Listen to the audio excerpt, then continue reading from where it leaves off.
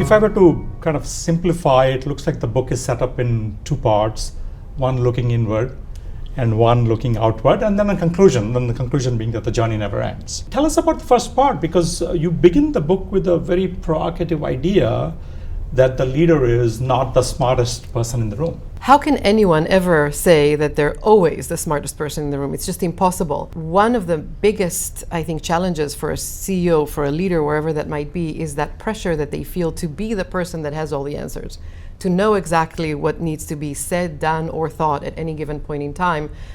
And the reality is, and Ramesh mentioned it earlier, that the world is moving so quickly, and we're trying to work through so many different environments that it is impossible, practically impossible for one person to have all the answers.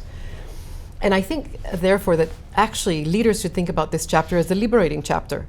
You're not expected to have all the answers. You're not the smartest person in the room, but you are the one person in the room that can very carefully listen to the different opinions, bring and encourage diverse views, think about how all that comes together, and then be able to bring the process together and get to a smarter decision. It's really a liberating thought for leaders to help them understand themselves even better, so that if I become more self-aware and I understand my fears, my constraints, my hopes, my dreams, I can actually use that then to be more thoughtful in leading my teams, in leading institutions, so that as I am making decisions or acting or communicating, I can be authentic, consistent with who I am.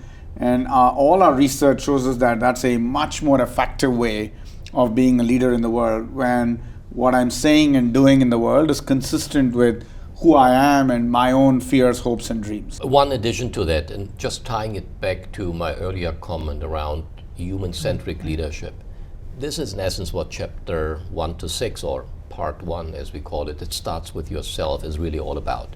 Because only when you do a little bit of a self-assessment, a look into your inner world with all the themes, character traits, behavioral traits, what Ramesh just described, empathy, selflessness, humility, only then you become a leader who is not only a professional leader, but also a human leader.